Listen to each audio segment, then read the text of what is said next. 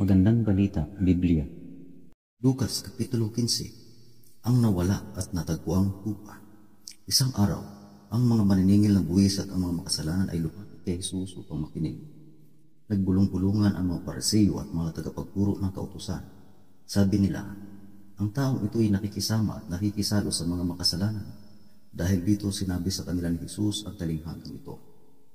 Kung ang sino man sa inyo ay may 100 tupa at nawala ang isa, ano ang gagawin niya? Hindi ba't iiwan niya ang 99 sa pastulan at hahanapin ang nawala hanggang ito'y matagpuan? Kapag nakita na niya ang tupa ay masaya niya itong papasanin. Pagdating sa bahay, aanyayahan niya ang kanyang mga kaibigan at mga kapitbahay at sasabihin sa kanila, makipagsaya kayo sa akin dahil nakita ko na ang tupa kong nawawala. Sinasabi ko sa inyo, magkakaroon ng higit na kagalakan sa langit dahil sa isang makasalanang tumalikod sa kasalanan kaysa 99 na matuwid na di nangangailangang magsisi. Ang nawala at natagpo ang salaping pilak. O kaya kung ang isang babae ay may 10 salaping pilak at mawala ang isa, ano ang gagawin niya?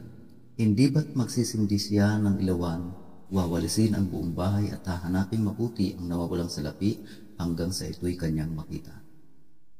Kapag nakita na niya ito, aanyayahan niya ang kanyang mga kaibigan at mga kapitbahay at sasabihin sa kanila, makipagsaya kayo sa akin sapagkat nakita ko na ang nawala kong salaping pilak. Sinasabi ko sa inyo, gayon din ang kagalakan ng mga anghel ng Diyos dahil sa isang makasalanang tumalikod sa kasalanan.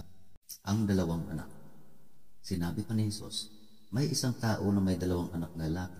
Sinabi sa kanya ng bunso, Ama, ibigay na po ninyo sa akin ang mamanahin ko. At hinatingan ng ama ang kanyang ari-arian. Pagkalipas ng ilang araw, ipinagbili ng bunso ang kanyang bahagi at nagpunta sa malayong lupain. Nilustay niya roon sa mga bisyo ang lahat niyang kayamanan. Nang maubos na ito, nagkaroon ng matinding tagutom sa lupain iyon kaya't siya nagsimulang maghirap. Namasukan siya sa isang taga roon at siya pinagtrabaho nito sa isang babuyan. Sa tindi ng kanyang gutom at dahil sa wala namang nagbibigay sa kanya ng pagkain, halos kainin na niya ang mga pinagbalatan ng mga bungang kahoy na pinapakain sa mga baboy. Ngunit napag-isip-isip niya ang kanyang ginawa at nasabi niya sa sarili, labis-labis ang pagkain ng mga alila ng aking ama, samantalang ako'y namamatay dito sa gutom. Babalik ako sa aking ama at sasabihin ko sa kanya, Ama, nagkasala po ako sa Diyos at sa inyo. Hindi na po ako karapat-dapat tawaging anak ninyo. Ibilang na lamang ninyo akong isa sa inyong mga alila at siya ay nagpasyang umuwi sa kanila. Malayo pa'y natanam na siya ng kanyang ama at dahil sa matinding awa ay patakbo siyang sinalubong, niyakap at hinalikan. Sinabi ng anak, Ama, nagkasala po ako sa Diyos at sa inyo. Hindi na po ako karapat-dapat na tawaging anak ninyo. Ngunit tinawag ng ama ang kanyang mga alila, Dali, kunin ninyo ang pinakamagandang damit at bihisan ninyo siya. Suutan ninyo siya ng singsing at ng sandalyas. Katayin ninyo ang pinatabang guya at tayo'y kumain at magdiwang. Sapagkat ang anak ito'y namatay na, ngunit siya ay nabuhay. Nawala, ngunit muling natagpuan, at sila nga'y nagdiwang. Nasa bukid noon ang anak na panganay. Nang umuwi siya at palapit na sa bahay, narinig niya ang tugtugan at sayawan. Tinawag niya ang isang utusan at tinanong, Bakit? Anong mayroon sa atin? Dumating po ang inyong kapatid, sagot ng alila. Ipinapatay po ng inyong ama ang pinatabang guya dahil ang inyong kapatid ay nakabalik ng buhay at walang sakit. Nagalit ang panganay at ayaw niyang pumasok sa bahay. Pinuntahan siya ng kanyang ama at pinakiusapan. Ngunit sumagot siya, Pinaglingkuran ko kayo sa loob ng maraming taon at kailan may hindi ko kayo sinuway.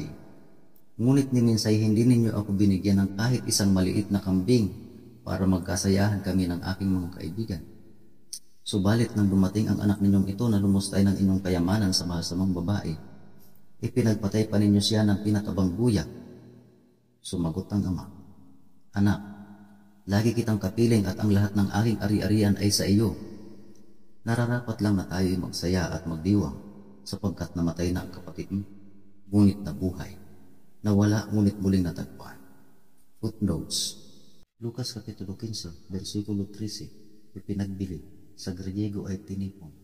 Magandang balita, Biblia. MBBT AG. Magandang balita, Biblia. Copyright Philippine Bible Society, 2012.